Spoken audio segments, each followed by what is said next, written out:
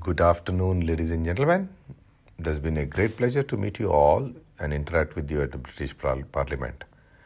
We have great discussions on the stage, and we had some off the stage interacting with all of you.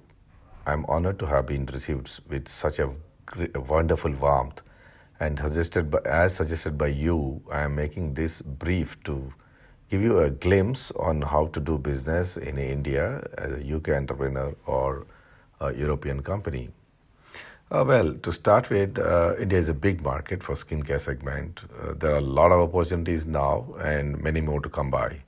However, India being a largest democracy with the fastest growing economy will come to you as a surprise if you have never visited the country and really experienced it.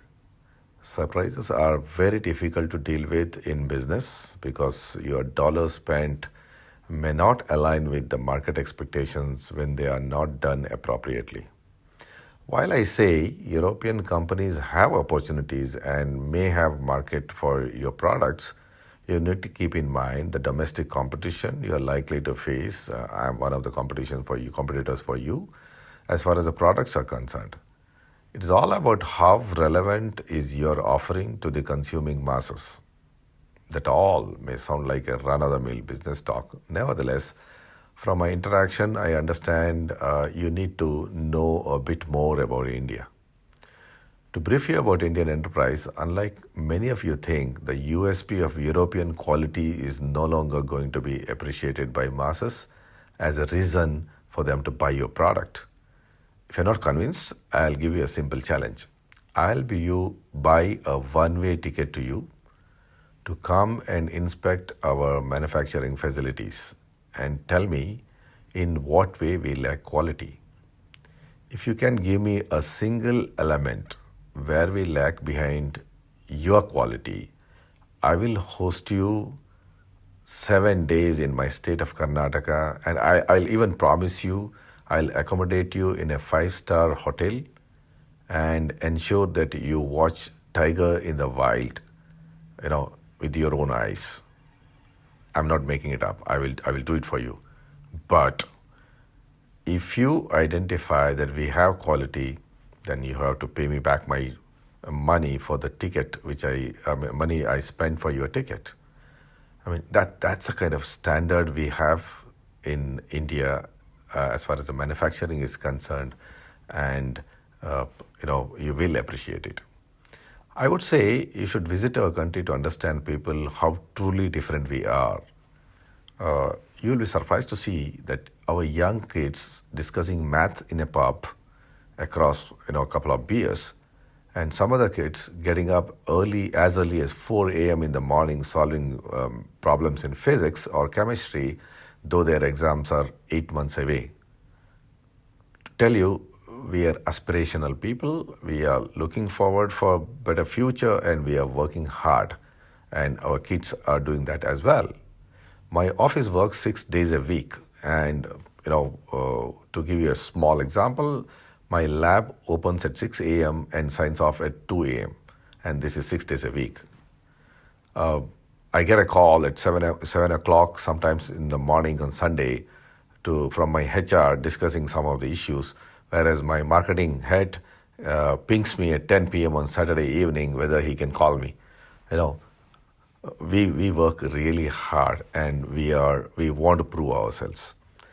The attention I'm seeking towards is about our culture, how relevant it is also in skincare segment. We are beautiful people by heart, and skin is secondary to most of us. Why I say this is because many of us may not be using skincare products at all. A well-educated urban Indian lady clad in her beautiful 6-yard drape, which I call in my mother tongue as sire, is an epitome of how creative and enterprising we are as well.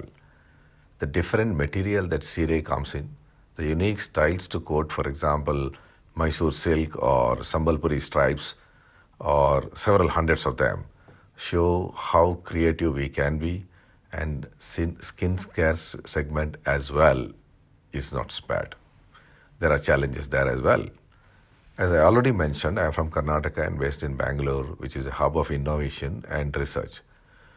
While you may still harp on European quality, we have scientists working meticulously on several problems of skin.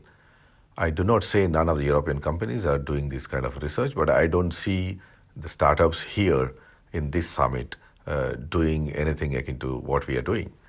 As you know, we are next generation computer science kids. We have virtual models of skin, and our kids are working on artificial intelligence to decipher how to influence the influencers on the skin, like maybe sunlight or an infection or autoimmune disease. Skincare for us is real science, and you will find competition coming up with solutions through in vitro studies or lab grown skin, or we may prove our products by even clinical trials. I'm talking about cosmetics now, it's not just skincare treatments. While I say about well advanced technology and science in place, I cannot forget that traditional knowledge we carry since time immemorial. We have respect for the same while we have growing talent which is scientifically validating to commercialize this traditional knowledge. uh, we are after it. In my own lab, scientists have identified a chemical in the leaves which can inhibit UV rays and protect your skin from cancer. We have several molecules of natural origin which can influence the skin microbe or inhibit the cytokines and provide relief for psoriasis. Time is not far for us to interfere with aging skin or get rid of hyperpigmentation by natural means. In fact, we are working on an emergency interference with the skin biology to ensure you that you will be able to attend the wedding, that's important in our culture, making yourself looking young within next 24 hours. That is very short glimpse of what we are doing in skincare in India. However, still, you as an European company has an opportunity in Indian market, which can literally be equated to an ocean. Our markets are really big. First thing first, if you have succeeded in your country, you are likely to succeed in my country.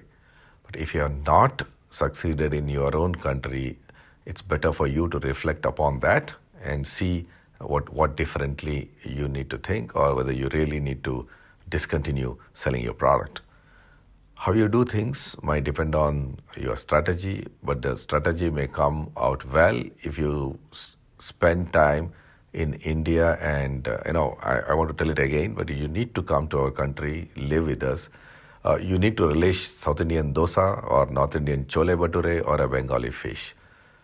Visit us, live with us, appreciate us while making a strategy to penetrate our market and sell some of your products to us. If you have a product which has a unique solution to our problems, we should have no problem in accepting it. You should be able to succeed uh, with a little bit of effort. Nothing comes without effort.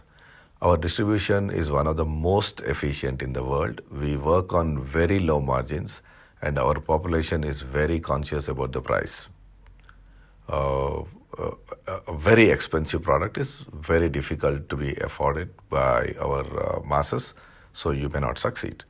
We do have segments of people who can afford very luxury goods, but however, startups like you may be finding it very difficult to penetrate, even to get a shelf space in such high-end markets. Investing heavily on such products is a risky option. For unique boutique products which really genuinely can impress people or have a solution which is it's a big problem in my country, will be well received, and you will succeed.